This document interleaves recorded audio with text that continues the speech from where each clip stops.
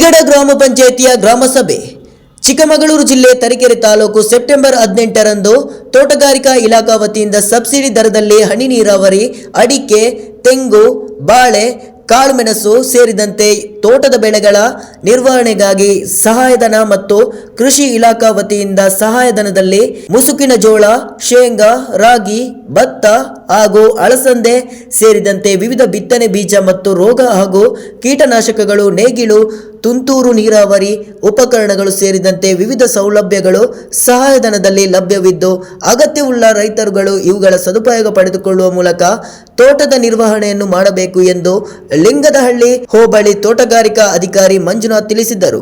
ತಿಗಡ ಗ್ರಾಮ ಪಂಚಾಯಿತಿ ವತಿಯಿಂದ ನಡೆದ ಗ್ರಾಮ ಸಭೆಯನ್ನು ಉದ್ದೇಶಿಸಿ ಮಾತನಾಡಿದ ಅವರು, ಕೇಂದ್ರ ಹಾಗೂ ರಾಜ್ಯ ಸರ್ಕಾರಗಳು ಕೃಷಿ ಅಭಿವೃದ್ಧಿ ಪಡಿಸುವ ಸಲುವಾಗಿ ಅನೇಕ ಯೋಜನೆಗಳನ್ನು ಜಾರಿಗೆ ತಂದಿದ್ದು, ಅಗತ್ಯವಿರುವ ರೈತರುಗಳೆಲ್ಲರೂ ತಮ್ಮ ಹೆಸರಿನಲ್ಲಿರುವ ಜಮೀನುಗಳ ಪಹಣಿಗೆ ಆಧಾರ್ ನಂಬರ್ ಅನ್ನು ಜೋಡಿಸುವ ಮೂಲಕ ಸರ್ಕಾರಗಳಿಂದ ಸಿಗುವ ಎಲ್ಲ ಸೌಲಭ್ಯಗಳನ್ನು ಪಡೆಯಬಹುದಾಗಿದೆ ಎಂದು ಹೇಳಿದರು. ಕಾರ್ಯಕ್ರಮದ ಅಧ್ಯಕ್ಷತೆಯನ್ನು ಗ್ರಾಮ ಪಂಚಾಯಿತಿ ಅಧ್ಯಕ್ಷೆ ಶ್ರೀದೇವಿ ಸತೀಶ್ ವಹಿಸಿದ್ದರು.